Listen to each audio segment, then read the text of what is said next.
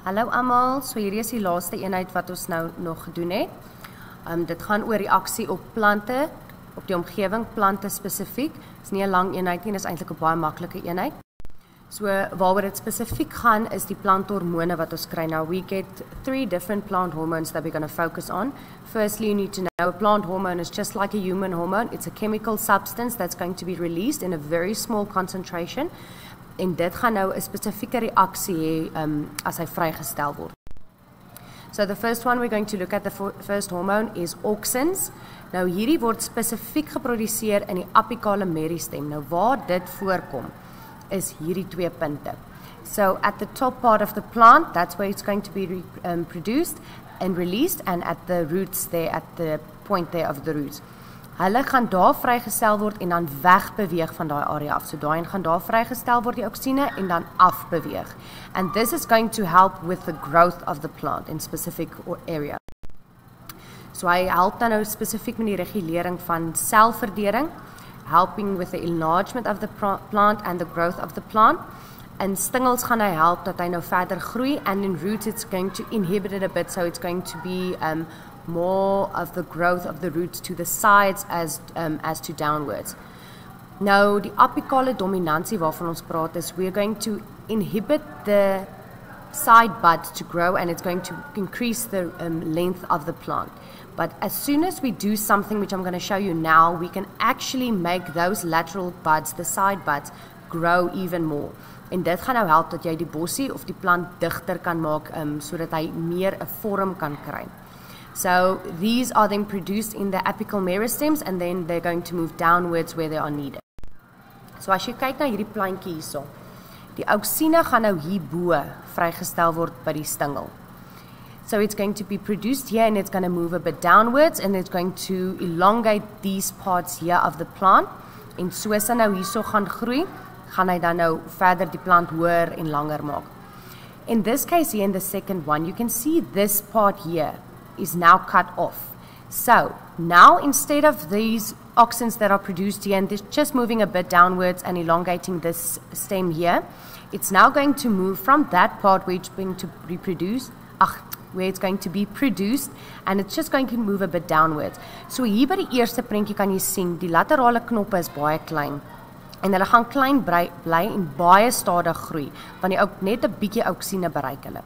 Maar by hierdie ene gaan dit 'n groot hoeveelheid auxine wees wat afbeweeg, and it's going to start elongating these lateral buds now, because they're going to receive a large concentration of auxins, wat dan nou daai syknoppe vinniger en groter gaan laat groei.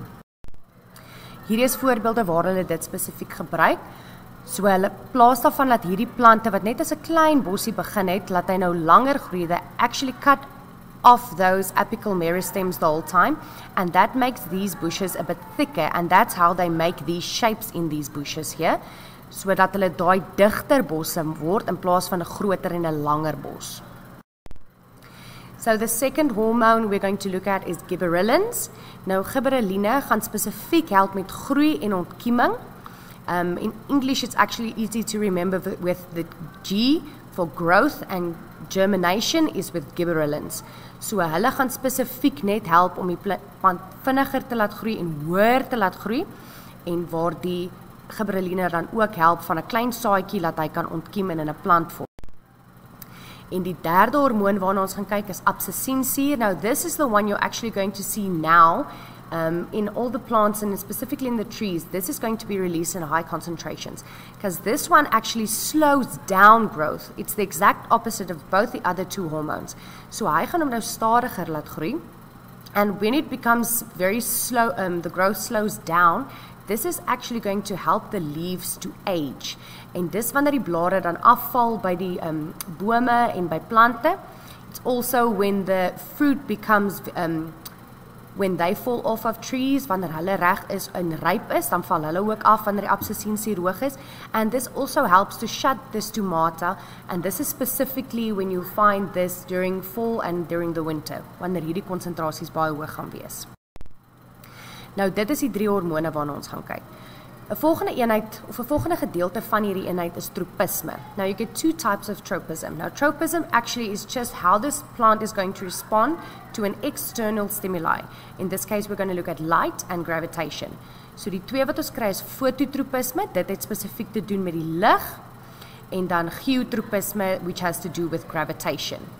So as ons kyk na fototropisme, hy het die teenoorgestelde effek by stingels en by wortels.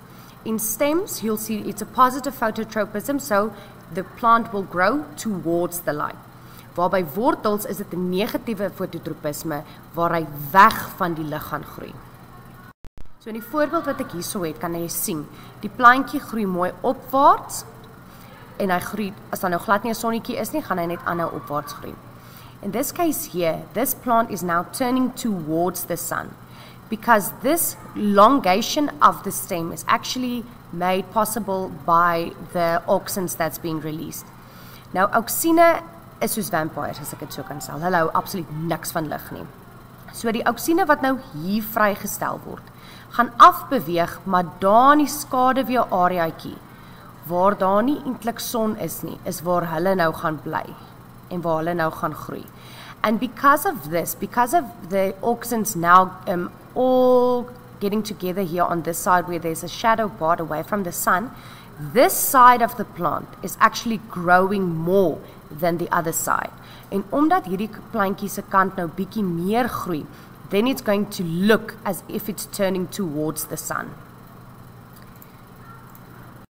Nou by wortels is dit die teenoorgestelde, spesifiek nou by die son, hierdie enetjie, as jy nou maak asof daar nie 'n sonnetjie is nie, dis hoe normale wortels gaan lyk, and in this case, it's going to grow away from the sun. So as jy nou mooi kyk na hom hierso, het hierdie worteltjie heeltemal waar hy so was, het hy heeltemal gedraai, dat hy weg van die son afgroei.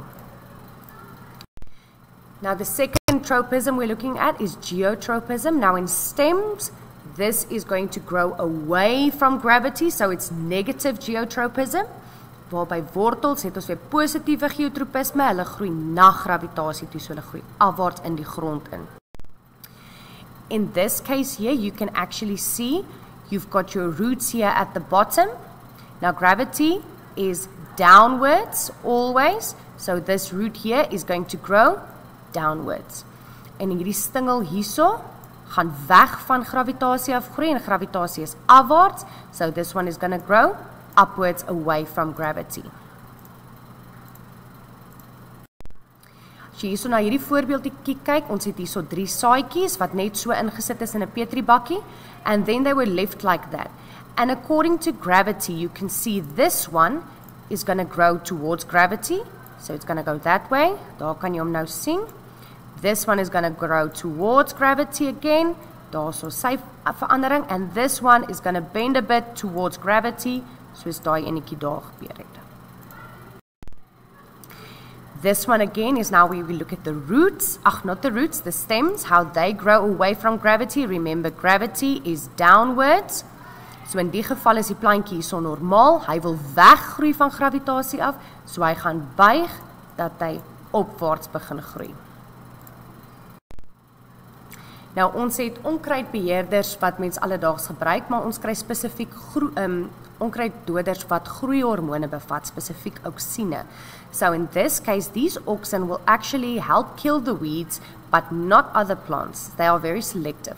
Now, how they work is they actually stimulate the growth of these cells of these weeds, so daai onkruid gaan vinniger groei, and it's actually going to exhaust that if exhaust is the right word, it's going to tire out that plant, that weed. So it's going to grow and grow and grow up until it can't keep up with the growth, and then it's going to die out.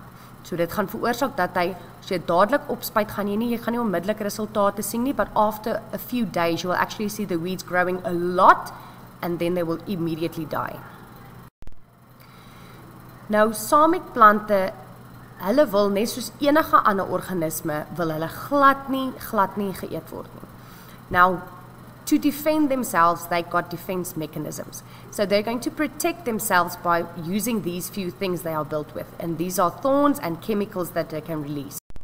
So die dorings waarna ons kyk is 'n meganiese verdedigingsmeganisme. Dis nou spesifiek dat herbivore dit nie eet nie. Dis nou dorings wat jy kan sien en so. En baie keer is dit 'n stof of 'n stoffietjie wat hy afskei. So the animals, as soon as they bite into it, they either cut themselves with the thorn, or there is then these irritants, or they release a substance inside the thorn that will irritate them.